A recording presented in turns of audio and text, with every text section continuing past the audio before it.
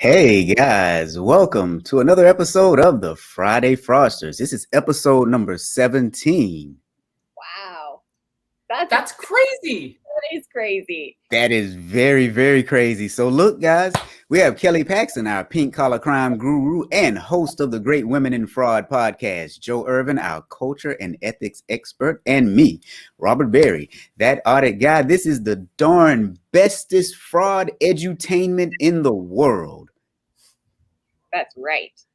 The best live show discussing fraud in the world. And today we're talking about two things. We've titled them the No Support from Support Services and the Dead in Cash. But before we jump into our topics for today, we want to know how you guys are doing. You know what to do when you come into a room with me. In the chat, drop those emojis that signify the mood that you're in right now. Now, some of you guys may think that I'm crazy for doing that, but we really do care about you and we want to know how you're doing, and that is why we ask you to drop those emojis into the chat so that we can see how everyone is doing. And you know what, Joe? People really missed you. Look. Oh, that makes me feel good. Thanks, Mark. I appreciate Mark says he really missed you last week. Thanks, Pozo. I am glad to be back. I had a heck of a time getting a flight to Vegas last Friday. Let me just tell you guys, I would have rather been with you than on delayed, canceled, rebooked on a different airline. Finally got there really late Friday night. So I really would have rather been with you guys. You know what, though? I think Kelly and I don't feel sorry for you. You just said you were on a flight to Vegas. Yeah, but it was 117 in Vegas, and I was working all weekend. So you can't feel that. Don't feel that envious, guys. Seriously. I mean, I did get to go on a little bit of a jaunt, and I may have gambled like some of our fraudsters. No. No, I can't stand losing money, y'all. So it was very minimal for me. So now you didn't gamble with any money that you stole. No. I gambled with my own money. Thank you. Great. And Travis was looking at your card that morning. That's right. He was like, "Oh boy, spending. She can't go to the ATM." So you guys, Heather's in a really good mood, and Heather has donuts. Oh, that sounds excellent. Hal is saying no frog. No fraud. Oh, no fraud. Yeah, no fraud. Yeah. Sorry, I'm a little slow today, you guys. Pozo says happy Friday from NYC, and she is happy. Joe is giving everyone hugs. I love that one. Bonita. Pozo was on Great Women in Fraud this week. So if you guys haven't had a chance to take a listen, I had the Duchess of Accounting. We're both Scorpios. Ooh, make that 3 Scorpios. I am one as well. Ooh. I love my Scorpio peeps. So that's good. And Garnell is doing flips all the way from the Bahamas. Awesome. And Garnell also says, welcome back, Joe. Dan is in a really cool mood today, and Leslie is here again. Leslie is really cool today. Matt Jones is back, and Matt is all smiles. And Mark says, Joe, that is what happens when you go to Sin City.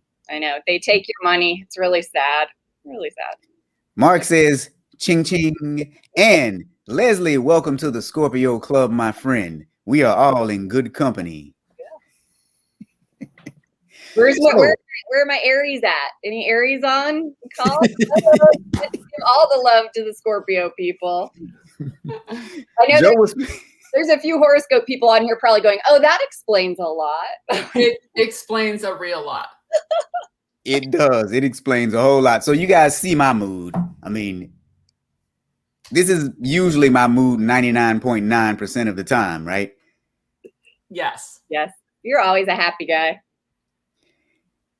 So that reminds me, the Friday Fraudster is also a podcast.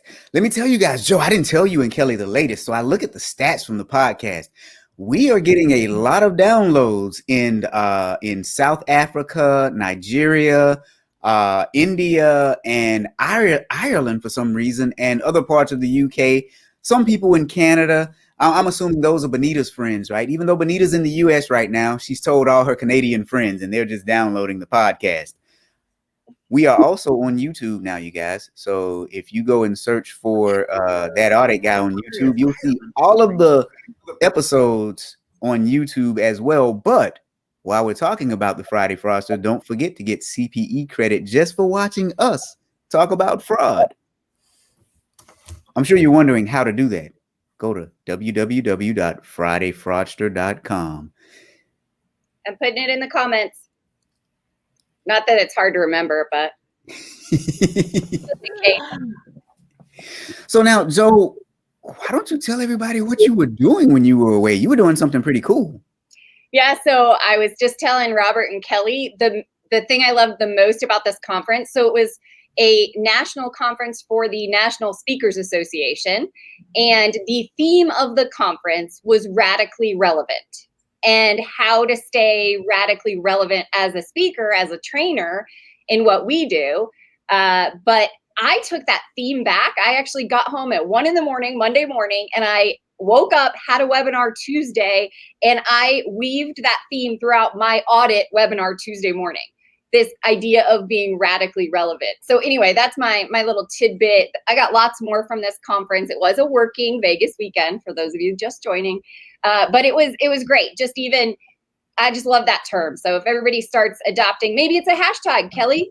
Hashtag radically relevant. Hello. It's just awesome. It's great for auditors too. So now, one of our good auditing friends always talks about being relevant, and Hal is an Aries. Woo! Fellow Aries. All right, Hal. Maybe that does explain a lot, Hal, between me and you. And Hal is always talking about how auditors, we need to be and remain relevant. Now, Heather is a Sagittarius. Heather and my husband's a fellow Sagittarius. So why does he care so much about our finances, Heather? I'm just kidding. And Kelly is dropping the hashtag into the chat already. Radically relevant. I think we should make it a thing. Yeah. Pozo says that is a great theme. Radically relevant. Oh, Hal. It means great minds think alike, Hal. That's what it means. But which one of you is the great mind? Both. We're Aries. Aries. Sorry, that was a joke. That was a bad joke. Bad. Whatever. All right, so guys, the first story: no support from support services. Okay, this one's pretty good, but I would advise you guys to hang on for the second one. Of course, I would put the best one, the very best one. This one's good, but the very best one to make you guys hang on. But let's talk about this first one. So there's this company called the Victim Support Services. It is in Kirksville, Missouri. It opened March of 1986. It receives money in the form of grants, donations, and from the United Way to help, victims of crime specifically. However, Friday, March the 30th, 2019 was their last day in business, and approximately 6 employees from the nonprofit's corporate office and the safe house lost their jobs. The nonprofit's board president, Sue Barrett, said that they closed due to funding issues or lack of funding. We'll see what that means in just a minute, you guys. The organization was under investigation by the Missouri Department of Social Services, and it had been starting in summer of 2018. Now, Barrett said that the grant administrators discovered something that raised an eyebrow during the review, and the longtime VSS executive director, Kim LeBron, not related to LeBron James, you guys. She took a medical leave of absence in July of 2018. When that medical leave of absence was up, she voluntarily tendered her resignation. Now that sounds odd, right? Every time someone resigns, there's something. Either they knew something and they were forced out, or they did something and were forced out, right? That's usually the way that works. The board president is saying that she was hoping that the closure would be temporary and that they could reopen after the investigation was complete. So guys, here is what happened. According to federal investigators, between July 2016 January of 2016 and June of 2018, LeBron, the executive director, submitted false and fraudulent invoices for funding under the Department of Justice's Victim of Crime Administrators Grant. Here's what they said she did. Specifically, she inflated the numbers related to shelter stays. Not only did she inflate the numbers in many cases, the documents say, she turned away clients claiming that the shelter was full when in fact it was not full. And in some instances, it was vacant. So people wanted to come to the shelter because they were victims of violence, and she turned them away saying that it was full when it wasn't. As a result of her alleged fraudulent actions, the DOJ, the Department of Justice, paid her approximately, or her organization, approximately $173,000 in grant funds during the period in question.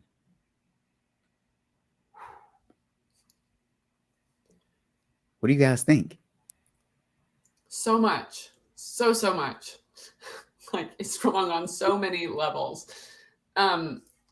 First off, one of the stories is that she entered a plea. She didn't go to trial. Duh. They don't go to trial. I mean, it's pretty black and white. And then, like, the invoices and the falsely inflated numbers, this is your guys' specialty of audit. Like, it's just really easy to... Is it easy? I mean, it is easy to track things like this. Like, you know, it's just, again, hashtag, it's not rocket science. Yeah, and it seemed like a lot of the people working there, obviously it always goes back to a culture thing, right? A lot of the people working there wouldn't even comment, wanted to be anonymous. So obviously, again, you have people who don't have the guts or the courage maybe to speak up. And we've talked about, maybe they're rationalizing, maybe they need the job. All of those factors obviously come into play, but it's just so sad to know that a lot of people worked for this woman knowing that she was turning people away. I agree with Heather. It's deplorable in this one. All right. So there are a couple things to really consider and to think about with this particular case. So she was getting grant money from the federal government. And here's what happens when you get a grant through the government. Oftentimes you have to submit a proposal, and after that proposal is accepted, the government will just funnel money to you. Now, the government will typically hire either third parties, or sometimes they have entities under governmental agencies that will go out periodically and audit your usage of the grant funds. In the meantime, you should be sending reports to the government that tell what you're doing with the money. But the audits don't often occur on a regular basis. They're just occasional. And this didn't even happen from the federal government. This happened at the state level, where some auditors went in and started taking a look around. So we have some questions from a lot of people. Clarence is asking, did she go to jail? We'll get to that. And Michelle is saying, what was the money spent on? Probably the woman who was in charge. And Clarence is saying, did she pay the money back? They are asking her, well, they're forcing her to pay the money back. As a part of her plea agreement, she was ordered to pay back, I think, $200,000 or $225,000. So Kelly is correct. She has not been sentenced yet, Clarence. So, yeah. Yeah, and Kelly, I made notes as I was looking, because I know you're like the expert on more the court side of things.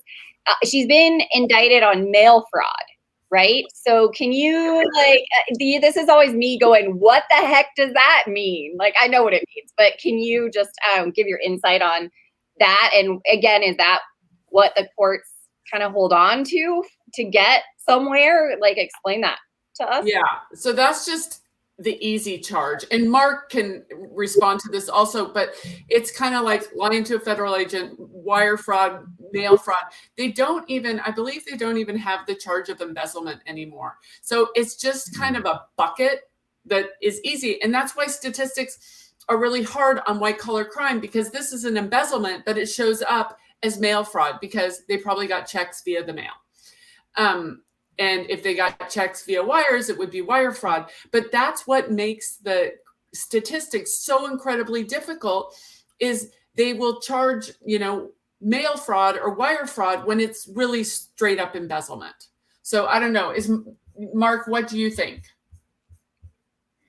Yes. All right, so go ahead. This is what I love about our audience, guys. Pozo says, such a disservice to victims of violence. She says that she's audited organizations that offer shelters. Fees are pretty high and living conditions aren't the best. So now Heather has said that her mom worked at a shelter for women, and it's unthinkable that these poor women have nowhere to go in bad times. Heather, I will say, this is not a shelter for just women. This was a shelter for people who were victims of violence. So while 52% of women are victims of domestic violence, that also means that 48% of the victims are men. Yeah, or think about children running, I know my mind goes to like gang related things, or I don't know, just trying to get away from different types of violence. This could have helped so many people. And I think these are always the saddest examples that we talk about. Yeah, always. And 6 people have lost their jobs now. The building's for sale. 6 people have lost their jobs. The victims of violence aren't going away. So what happens to all of this? I mean, the sort of pond effect is huge. Yeah. And Heather asked about the board of governors. So we can get to that next after you do this one, Rob. Yeah, so Mark is saying that it's a simple charge that's easy to prove. So that they're taking the easy route, which, I understand it gets the person convicted, but it may not get them convicted for the right thing. But I get it. Yeah. Yeah, one of the articles, I did put all 3 of the articles about this subject. There's one from, I think, 2019, 2020, and 2021 that Robert found for us. And one of them, the board executive of the board, I don't remember her exact title, was the one, it was her perspective on it. So Heather, check that one out. But it really seems like we've got a lot of denial happening that this really even happened to them. I think it was, I don't know, it just to me felt like her response was very, not nearly as dramatic as it should have been. So then it made me think, did she know this was happening? Like, maybe it's self-preservation. She's trying not to make as big of a deal about it. But anyway, that's the take I got from what board might have existed. Yeah, well, and in addition to the board, this place was pretty corrupt from a culture standpoint. So, for example, in some of the articles, there were some former employees who said that LeBaron, the old executive director, would sometimes brag in front of them about how well she was paid by the board. She even had her own personal garage at the VSS offices, and workers said that they were instructed to tell potential clients that the VSS safe house was full and the organization wasn't accepting new clients when it was not full. So these are things that employees came forward to talk about after all of this happened. And here's a picture of her holding an award for Victim Advocate of the Year. It's just so sad that you can live, with that as on your conscience. Don't you guys just wonder about people? I know Kelly, she always wants to think the best of people that do this, but this one I just can't even see the best in that. I don't know. Well, and this isn't irregular. There's a guy who stole from Connecticut College, and he was like, employee of the year several times. There's a woman I posted about who had a parking lot. They're mostly not disgruntled because they're getting a good side hustle from their thieving. So, yeah, it's, look at how happy she looks. Well, and I think what really stumps me about most cases in general, but let's talk specifically about this one. I always wonder, what benefit are you gaining from it? That's the question I always ask. And so with this one, I think logically about it. Okay, so she was turning people away from the shelter, saying that it was full when it was not. And she was collecting a check. In all honesty, the only thing that I could think of with this one, 2 things: either laziness, not wanting to work, and or if she really allowed the facility to fill to capacity, she may have had to work harder to bring in more funding to actually fund the operations, because they may have needed more than 6 people. Because that was just a part of their funding. They got money from donors and from the United Way. So she could be lazy if she kept the number of occupants to a minimum and then still overbilled the government and collected her salary, because she was paid a salary, not any sort of fee based on per occupancy. So the only thing I could think of with this one was just pure laziness. Kind of, yeah, I agree with that. Hal said, I deserve it. I think, she might have just really felt, I'm trying to think of the right word here, like just very proud of her job, and like a control thing, right? This was probably the one thing in her life she had control over to some degree, perhaps. And that's kind of where my mind went too. It's like she's just kind of exerting what control in the world that she figured out she had. And the other thing is, like, she's going, I'm helping you people. You're lucky I'm here helping you people. Again, we do so much victim shaming. And I was listening to a podcast, The Human Factor Security. And, there's a whole thing about ransomware and things like that.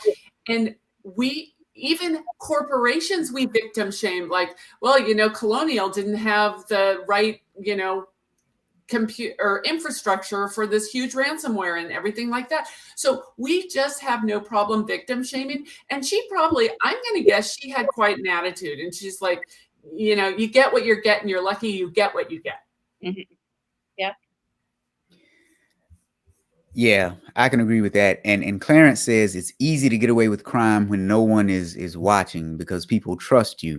Mm-hmm. And I'm guessing that they really trust her, because like Joe, I'm recalling the article with the board chairwoman, and she was just, it was almost like she was oblivious or complicit, and some of it was a Pollyanna. Well, I'm hoping we can open back up once this investigation is complete.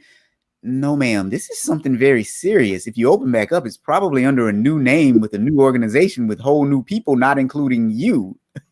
Yeah, so this is like I just brought up the article with her, and she's the one that said her last name's Barrett. Barrett told us a team of people representing the grant administrators discovered something that raised an eyebrow during a periodic review. So I love, Robert said occasional. Like, this is like things, where's the controls around doing these reviews a certain part of time? So what does periodic mean, right? And then it says, Barrett said to her knowledge, there is no money missing from the organization. So again, she's downplaying, and it's like, what? First of all, that's kind of not the point. I love, Dan already said collusion. Yeah, my mind is going to like, why is this woman kind of maybe not defending, but just really, I don't know, sitting back and watching it. She asked also if any money had been misused, and she said no comment. So yeah, I just very little from this person who was on the board. So obviously culture goes way up to the top. So. Well, and I think a big problem too is with nonprofits, especially those receiving grant funds. A lot of times when the people come in to audit, they're just looking at the money. These aren't internal auditors. These are specifically grant administration auditors to see if you're administering the money that you've gotten in a way that's in line with the grant. And I think that's a bigger issue with a lot of nonprofits. Again, they can't afford the huge firms to come in and provide some sort of internal audit services. So if you're a nonprofit out there and you're watching, call me. Yeah. Just a plug there. Yeah, no, and I think Pozo makes a really good point. She said people feel entitled when serving people less fortunate than them. I think those are bad people that feel entitled when they serve people less fortunate than them. Let's go back to what I said the theme of the conference was. I said, wouldn't we all want to wake up and feel like we were radically relevant in everything that we did every day? So, hats off to these grant administrators that, saw something that raised an eyebrow and finally said something, because they brought a new sense of relevance to their role even. And so, that's what I just preach that to everybody, no matter what your career is, you can be radically relevant. Like, look at other things. Don't just look this way. You know, look at what's happening around you. There's so many opportunities out there for that. And I want to give a shout out to Joe, and I didn't get to go this year, but we met 2 years ago at the NSA. But you can be your subject matter expert in fraud and audit and everything like that. But if you can't spread the word via like being a talented speaker and going, so I don't just take fraud courses, and Joe doesn't just take fraud and audit courses, and neither does Robert. You have to expand your skills in order to get the message out. So shout out to Joe and NSA, which I am a proud member of, because Radically Relevant, she immediately instituted it the next morning. And we do need to stay radically relevant. So, because I get a lot of people who are like, what fraud course? It's not just our tunnel. We have to go out. Like, I mean, for me, a lot of my stuff is behavioral science. I'm just fascinated by it. But if we're just going to be in this one tunnel, we aren't going to understand how, quote, a good person makes a bad choice. If we're just about the technical part of it. Yeah. And I'll piggyback on what Kelly's saying. We have to be good speakers and presenters, because when we find things, we have to be able to articulate them to executive management in an organization. But we also do have to understand the psychology of the human mind and how it works. That's whether you're an auditor, a fraud investigation, a compliance specialist. You have to understand how people operate so that you know what questions to ask them, you know, what documentation to look at, how to put the pieces of the puzzle together. Now, Michelle has added a little bit of comedy. Although I don't think she was doing so on purpose. She said the money is not missing. She knows where it went. Yep, she absolutely knows where it went. Now, and Pozo makes a really good point too. Board members of nonprofits don't always know do their role when it comes to governance. And I will say a lot of times they don't do their role, but it's because they don't know their role. Oftentimes when someone is on the board of a nonprofit, it is because they are either a significant donor to whatever cause that is, or B, it is something that they are passionate about. And your board members are usually some of your most impassioned members, but they don't necessarily, depending on their background, understand the concept of governance. A lot of them are small to medium business owners who have made a significant amount of money for themselves being a small to medium sized business owner. So they don't have to do things like corporate governance. If they want to make a change, they just do it. If they see somebody stealing, they just fire them. And when it comes to larger organizations, that's not necessarily how it works. Yeah. Bonita says, great points, Kelly. And Joe. Thanks. And of course, Robert. What am I, chopped liver? No, I'm just kidding, Bonita. I'm just kidding. Us girls, we got to stick together. Just kidding. Kelly, thank you for that. And shout out, same back to both of you. And Robert does it with auditors. He makes sure auditors stay radically relevant by asking the right questions, by communicating right. Like, that's the exact same thing we're talking about, is just getting out, veer from your lane a little bit. So, I think that the good news about all the stories we talk about is somebody veered from their lane and decided to be somewhat of a whistleblower or point something out. And those are the people we want all of you to be, right? Veer from your lane, speak up. Silence is not golden, people. That's the everyday ethicist mantra. So Mark says, I'm not chopped liver, I'm liverwurst. But yeah, to Joe's point, if you see something, say something. Now, here's what I will say. There will be consequences if you say something. Yeah. There will be. You could lose your job. You could lose your reputation. People might talk about you, but as long as you hold on to the truth, who cares? Who gives a rip what people say and think? As long as you are operating in truth and honesty, what are your core values as a person? Yeah, speaking of core values, wait till the next story. Well, and just another shout out for so we had Pozo this week on Great Women in Fraud. Next week we have Lloydette by Marrow. Oh my God, you guys need to listen to it, because she's an attorney over in London, and she has this investigator's mindset, and her whole thing about whistleblowers. So it's always, they're great episodes, but it's interesting hearing the sort of English point of view on all of this. So very cool. All right, so here's our friend here who, well, let's give you an update on her. So earlier this month, as in the month that we're in right now, July, her trial was set for July 26th in federal court in St. Louis. But on Wednesday, June the 23rd, she and her attorney instead requested a change of plea hearing. And in that hearing was scheduled for June the 29th. And what she did was she ended up pleading. She pleaded guilty, didn't she, Kelly? Yes, they always do. Yeah. So not always. I'm going to say 99 times out of 100. So that is the update on her and what happened in this situation. So we are about halfway through. That is our first story where we had no support from our support services organization. Kelly, Joe, you guys want to tell the people what you guys are up to? Sure. Go ahead. So Kelly, what are you up to? Great Women in Fraud podcast. Still selling the book, sending the book to people. I am reading Robert Cialdini's newest version of Persuasion. And oh my gosh, yeah, crazy good. So, and I'm just working on some online courses that I hope to have eventually. Ooh, nice. You'll have to keep us up to date on the online courses. Joe, what's happening? Oh, well, I was just telling Rob and Kelly, I've got two big presentations that are unique for me because they're in two new industries. So next week I get to spend time with financial planners talking about ethics.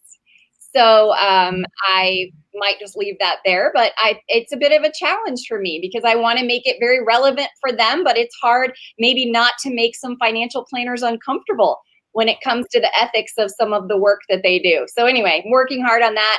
And then the next conference the week after that is actually called Bottles, Buds, and Brews. So it is with like 6 or 7 state CPA organizations. And I'm actually doing an entirely new training on how to create a risk and control matrix for the cannabis industry. So I obviously live in Colorado, so it's big here, and it's a client that I got during COVID, and it was a fun adventure to work on that risk control matrix. So now I'm going to train on it. So anyway, 2 new things I'm working on. So Joe, I have some people you may want to talk to in the cannabis industry. Awesome. I'm up for it. We'll have to talk. Okay.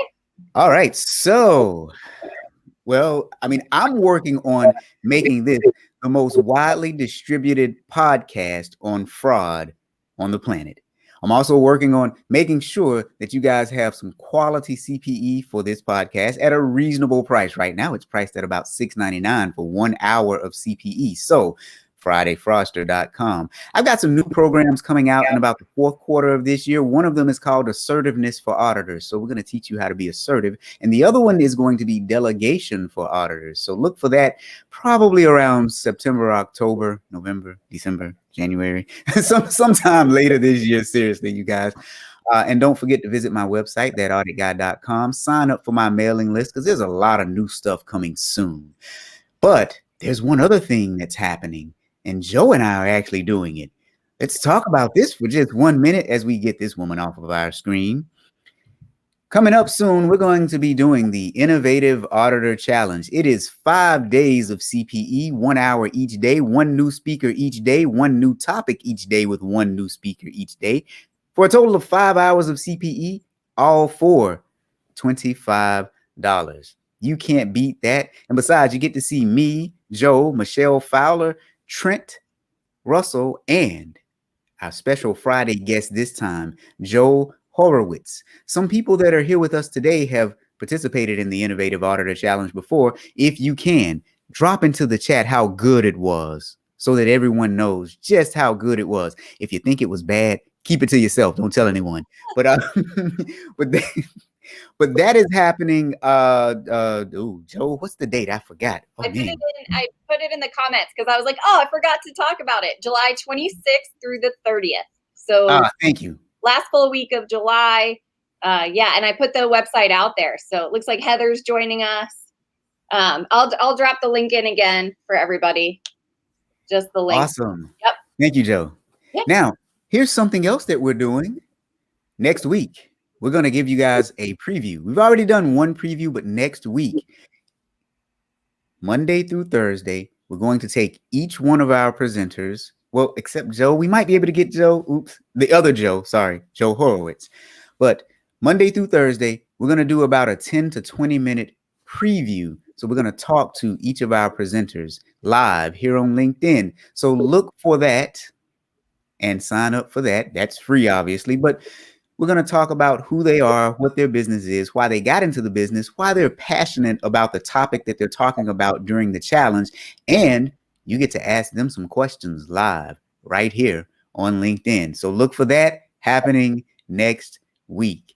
Ooh, this is all fun and exciting stuff, isn't it, guys? It is. Hey, who's interviewing you, Robert? Can I interview you for your live? You know what? I was wondering who was going to interview me because I hadn't gotten that far yet. Yes, you can interview me. This is going to be fun. Okay. But you know what? Check this out. Malishka, I think we've dropped the link for you. Hopefully, let me know if you don't get it. Leslie is saying it is a must-attend event, and Leslie is saying that why? Because she has attended it before. Now, Bonita is saying it is like Friday Fraudsters, but on steroids. Love it. Yes, Heather, the 26th through the 30th. Thank you, because, I can't remember stuff. I'm getting old. Michelle is saying it's fantastic, entertaining, and educational. You know what I call that, Michelle? Edutainment. Love it. Now, Pozo says it was amazing. Got a few ideas for audit class assignments. Great daily challenges. Pozo is a teacher, you guys, and she teaches the youth. So we gave her some good ideas to take back to her students. And Bonita is saying, whoop, whoop. And she's also, hey. Now, Malishka is saying, thank you for the link. So that's what's happening with all of us. The Innovative Auditor Challenge is coming up. So now let's move on to the next one that we're calling Dead End Cash. All right, guys. Every once in a while we get one that just kind of upsets one or all three of us. This one kind of upset me, but we'll get through it. So listen, a couple has pleaded guilty of defrauding the North Carolina Medicaid program of $13 million. Here are the two people. Timothy Mark Heron. On his Facebook page, he describes himself as an entrepreneur, an author, a husband, a traveler, a jet setter, a wine connoisseur, and a lover of fine food. On his wife's Facebook page, she describes herself as, her motto is, let your dreams be bigger than your excuses. For years, this couple lived the dream, traveling to Australia, the South Pacific, Malibu, Napa, Italy, and other destinations. Tim Heron routinely posted selfie videos at resorts or the penthouse that they have in Las Vegas. Over a 3 to 4 year period, they were true jet setters, flying around the world in their $900,000 plane. So let's talk about what Medicaid is. In the United States, Medicaid is a federal and state-funded program that helps people with healthcare costs, people who have limited income and resources. So now let's go back to how this probably kind of started. Letitia Heron, the wife, founded a company called Agape Healthcare Systems, Inc., and was able to enroll in the Medicare service provider as a Medicare service provider, even though she had been previously convicted of identity theft. After enrolling, she billed North Carolina for home healthcare services. So in other words, nurses were going out to homes to visit patients in the North Carolina region. She then moved to Las Vegas and in 2017 and married Tim in 2018. Now, she renewed as a Medicaid provider, but she didn't disclose then to Medicaid that, not only was she convicted of identity theft, but Tim was also a convicted felon. The couple then incorporated not one, but 2 home healthcare services in North Carolina and billed the state's Medicaid system for at least $17 million. Most, if not all, of the people that they claim to have helped were already dead. Investigators said that what they would do is they would obtain names from people's obituaries, cross-check them with the Medicaid database, and then bill for services purportedly provided to the people before they died. That's the background.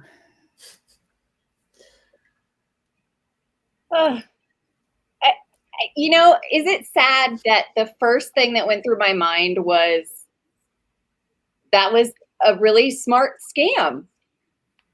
I mean, seriously, $17 million. And I mean, it always amazes me they don't think they're going to get caught. But how easy was it for them to do this? And how often is this happening? I don't know. It raised questions in my mind, for sure. This takes me to one of the Oregon chapters of the ACFE. We had a state Medicaid fraud investigator come and give us a presentation. And this was, 6 years ago, I think. And she said, for every dollar that I'm paid, I recover 7. So why? That return on investment is so huge. Why don't we do it more? And I get, it's the Coalition for Fraud, or some newsletter, 2 different newsletters a day, fraud news dailies. Some of the biggest frauds are Medicaid and Medicare. Like, just huge, because healthcare, there's so much money in it. So much money in it. So why aren't we having more Medicaid and Medicare and health investigators? Because they bring back, at least in Oregon, it was $7 for every dollar of her salary. And here's what I'll say. Most of them actually recoup more than they cost, but I'll take it a step further. Why don't we prevent some of this crap from happening before it even gets started? This one is so egregious and stupid, but we'll get to that in a moment. Let me go to something else before I get on that tirade. I'm gonna try and calm down for a minute. So the Herons, it is alleged that they then laundered the Medicaid payments into various luxury items, including a private jet, an Aston Martin sports car. And if you know anything about sports cars, those are very expensive. Tiffany and Company purchases, Barini clothing and jewelry, real estate in Maryland and Eastern North Carolina, a penthouse apartment in Las Vegas, and gym equipment. Many of the items, along with cash in their bank accounts, have been forfeited to the government as part of their guilty pleas. And if you look, there they are outside of the plane, and here he is posing somewhere with nice blue water. Garnell, is that in the Bahamas? I know the Bahamas has nice blue water, but anyway. And there's another picture of that's a Tesla? No, is that an Aston? Whatever. There's a picture of one of the cars. Can I read my favorite quote from Tim Heron, the guy pictured on the right-hand side? It says they're like quote people. You can tell they're very inspirational. They want people to follow them, and yes, they're such great entrepreneurs and all, stealing money. So his quote is, "I'm not doing a business that's new. I'm doing a new way of doing business." And I love the article. It says new, maybe illegal, definitely. And I thought, wow, okay, this is okay. I was saying radically relevant. This is radically illegal, right? Or radically crazy. I don't know what that is. But I mean, I love that he just thinks he's this great entrepreneur. Oh, that one just got me. Yeah. So Dan says $900,000 plane is not jet setting. Malishka says she loves our titles. Heather says no background checks. Heather, we're going to get into that in just a moment. Oh, my goodness. And Charlene is just in shock. Say what? See, Charlene is not an auditor or a compliance person. Charlene is one of my friends. And Charlene, keep tuning in. I noticed you've been here a few Fridays. You'll see that this world is kind of corrupt with only a few people, though. I still say a majority of the people in the world are good people. But my goodness, the corrupt ones are really, really crazy. And Megan is like, whoa, like in Home Alone, right? And Pozo, wow, just wow. And they didn't even claim for post-mortem services. Nope. Hal says, hear no evil, see no evil, speak no evil. Hal, this is just all evil here, my friend. Just all evil. And Mark is saying, Joe, you should appreciate the creativity. Well, I think they were smart because they didn't do post-mortem. They even looked at when people died. And man, they did make a business out of this. This was their business. Their business of being illegal. I like radically illegal too, Kelly. That's great. Yeah. Radically smart and illegal. It's nuts. Ugh. Now, Pozo, the forever comedian, the quote was a tip It was a pink flag, a red flag, whatever, white flag, whatever color. Yeah, he was telling on himself because Hal says he's a legend in his own mind. Yep. Well, I mean, parking lot audit, right, Kelly? How about boat audit, plane audit? Yeah. I mean, again, it's this crazy lifestyle. Like, it just, when someone posts stuff like that, it's like, hey, look at me, look how fancy I am. It's, there's something to be said for okay, we're not getting political or caste, like there's something to be said for the really, really wealthy that don't have the, monogrammed bag or anything. They just try to go under the radar. And then there's a class of people that don't want to go under the radar. They want to fly, again, the pink flag of I'm a thief. But this goes to also process. It said in the article that he already was a felon. I'm sorry, why can't the government bar felons from doing stuff like this? Okay. I'm glad you asked that question. I'm ignorant, but why can't the government they bar other people from other things. Why can't that just be a, check the box? I'm glad you asked that question. Let's talk about this, my friend. Let's talk about this. So how in the world did this thing get caught? There was an audit. According to a state audit, the Department of Health and Human Services allowed unlicensed providers to remain in the Medicaid program. Here's some other things that happened. Dozens of healthcare providers whose licenses were revoked, suspended, or had limits placed on them were allowed to continue treating Medicaid patients and then bill for the services because of what the audit said was lax oversight. So investigators with the state auditor's office found that, now get this, 18 out of 26 providers that they tested. They only tested 26 providers and found that 18 of them had errors. So what happened is 18 of them had licenses that were terminated or suspended in 2019, and they weren't removed from the Medicaid program. But it gets even worse. 2 of them were disciplined for sexual misconduct, and 1 of them had been convicted of healthcare fraud. Now, 14 of the 18 were removed only after the auditors questioned the Division of Health's benefits with them. I mean, isn't there that concept of extrapolating the sample? Like, could we do that with 18 to 26 and wake up and say, like, this is probably a huge problem? Oh, it gets better. It gets better. This is one of the other things. It's like, people complain about government regulations and blah, blah, blah all the time. But this should be kind of a check the box and an annual check the box. I mean, how many things do we have to do we have to file our taxes every year? Like, they have to validate things every single year. And so much of this can be automated. Oh, but it gets better. Speaking of automation, I'm so glad you said that, Kelly. And you know what? We didn't even practice this, you guys, but this stuff just makes sense. Okay. So the auditors determined that the Division of Health Benefits officials didn't check the disciplinary actions taken by various state licensing boards. So in other words, they didn't check to see if any of these providers had been sanctioned. But what they did was they relied on an electronic health system that hadn't worked properly since it was put in place in 2015. Now, see, hold on. This is what really just makes me upset. So again, when you deal with federal, state, and local contracts, those contracts are typically awarded to the lowest bidder. The lowest bidder doesn't necessarily have the best product. You know that this product hadn't been working since 2015, yet you decided to keep doing what you were doing. How asinine is that? It is. This is where people get really frustrated with government. They see a story like this and they're just like, well, why am I going to pay taxes? And I'm not saying that people that have a record should be barred from any type of work, but can we have like a 10-year disbar from maybe healthcare, or, maybe they just have to find a different field.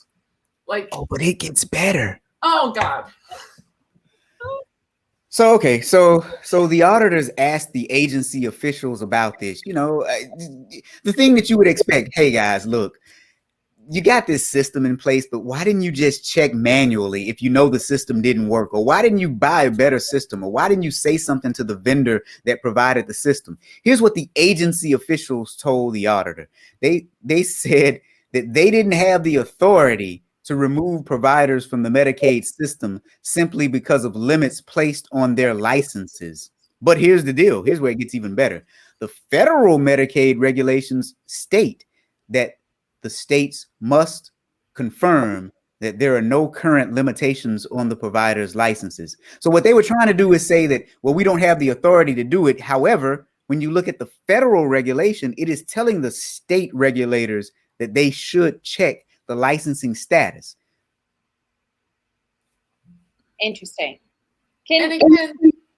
Oh, sorry. This goes to a really vulnerable population, that this money should be going to a very vulnerable population. So, Can someone, I guess, can you guys help me understand a Medicare, Medicaid provider, what that means? Like, is a doctor? Like, I mean, she's got obviously a clinic set up, right? I mean, I read the articles. Like, is there, I don't know. I mean, it just kind of blows my mind that this existed completely as a shell. I mean, this to me is like a shell company. I don't get it. It is a shell company. So here's how it works. Your Medicaid and Medicare providers, they could be physicians, so they could be doctors, but they could even be mental health providers. They could be physical therapists.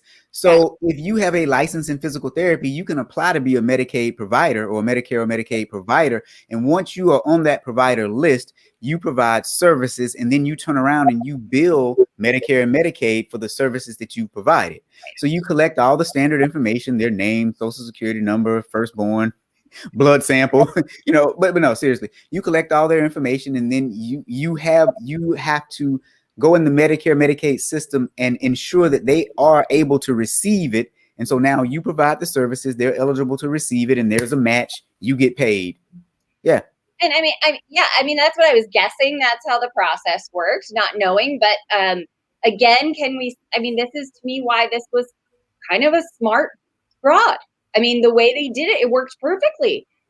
And to some degree, I don't know. So my mom passed a year ago, and I still every so often get a call from the hospice provider wanting to know if I need some counseling. And they call me, I'm sure it's a calendar. It's probably every 4 months. And I'm like, come on, stop. And I don't reach out to the whatever organization and say, hey, is there a bill out there for they're providing hospice services for me? Because I wouldn't even know where to go. But the chance that it's happening crosses my mind. Oh, but you guys, this gets even better. In addition to not removing providers with license troubles, state officials didn't verify the professional credentials of hundreds, possibly thousands of Medicaid providers, including some that hadn't been verified in more than 5 years. I think that's what I was getting at. Where are the checks to make sure these are legitimate vendors, like we would do in a vendor audit? Where are the I don't know, where are those checks? There's no real website for this gal. Maybe she did have a legitimate business at one point, so maybe it would have all looked legitimate, or I'm sure they were smart enough to make it look legitimate. But it feels like there's something missing, the prevention side of it. What's missing is data analysis. Right. I mean, you have all the data there, and what's missing is you have a state agency that wasn't doing its job and then was trying to funnel their responsibility off on saying we don't have the authority to do it. However, when you look at the federal regulation, they actually were required to do it. Yeah. Crazy. Always limited resources, but you know what? In cases like this, the ROI is huge. So, I think they can make a case to state legislators or whatever that look at the ROI. It's huge. You give us more money, we're going to get more money. This isn't that hard to prove. It's not like, sending a person to the moon that you're going to get. Oh, but it gets better. But wait. But But we've got it before you let everybody go. You got to at least make them feel good about what's happening to this woman because she's already been sentenced. So you got to give them the. After this, we'll talk about that. Yeah. State officials said that they weren't required to check ownership information, even though the federal agency that runs the Medicaid program said that such background checks are best practices. So they weren't required. They were just best practices from the Fed standpoint. So the state said we aren't required to do it. Interesting. Can I just give a little tidbit? 30 seconds. I've heard that we should all stop using best practices because that means that we have reached the end of what we can learn and be and do. So everybody says use better practices. So I've now changed my lingo in training internal auditors. Don't help your company find best practices. Help them find better practices because then they can continue to do that and get better. So tidbit, I thought that was excellent. Was it I that like Think that. Again? Was that Think Again? It might have been in Think Again, but I think it was in Think Again. I'm like, I loved that. I need to, if it was, credit Adam Grant. Sorry, there was so much in that book. Like Hal, I'm still taking things away from it. Oh, one more thing before we talk about what happened to them. So an update to the automated system that checks the provider's credentials is expected to be operational by July of 2023. Bull crap. Yeah. Biggest bunch of bull crap. By the way, if you want to talk about some bull crap, buy my book, Business Bull Crap. There you go. How about that? Biggest bunch of bull crap. Okay, so now they both have pleaded guilty, and I lost in my notes what exactly is happening. You guys have it pulled up by chance? Yeah. Oh, I do. I've got it. So Tim Herron is awaiting sentencing, but his wife will spend more than 14 years in prison and was ordered to pay $13.4 million to the Medicaid program. So one can only hope that the Medicaid program gets 13 million of the 17 million back. We'll see about that, but at least she'll be in prison for 14 years, hopefully. So that's the end of that story. Maybe until she gets out and does another one, right? I mean, this was her second time, maybe, we think. But third time's the charm. Third time's the charm. That's right. Now, Pozo, that wasn't a joke, Pozo. That was for real. That system will be up and operational in 2023. Pozo thinks that I'm joking about that. No, that was very serious. That is what the state officials said. So we'll just have very loose controls until 2023. Right? We don't care about it. And let all the fraudsters know we'll have loose controls until 2023. Right. That's the other thing. Like Jesus, this. So hopefully we don't have a lot of copycats out there on this one because looks doable. You can't make this stuff up. Okay, and guys, just drinking a pink cup, just FYI, I'm channeling pink. I got this whole subliminal pink thing going on. And you guys, Joe and I actually have a meeting to go to right after this. We have to So, Kelly, last words? Great Women in Fraud podcast. Listen, download, leave reviews, please. Joe, last words. I'm glad to be back with everybody. Excited for next Fridays. We've already started talking about it, so don't miss it. Next Friday is going to be real good. Here are my last words. FridayFraudster.com. You can purchase this episode for less than a cup of coffee and get 1 hour CPE credit. Until next time, guys. See you later.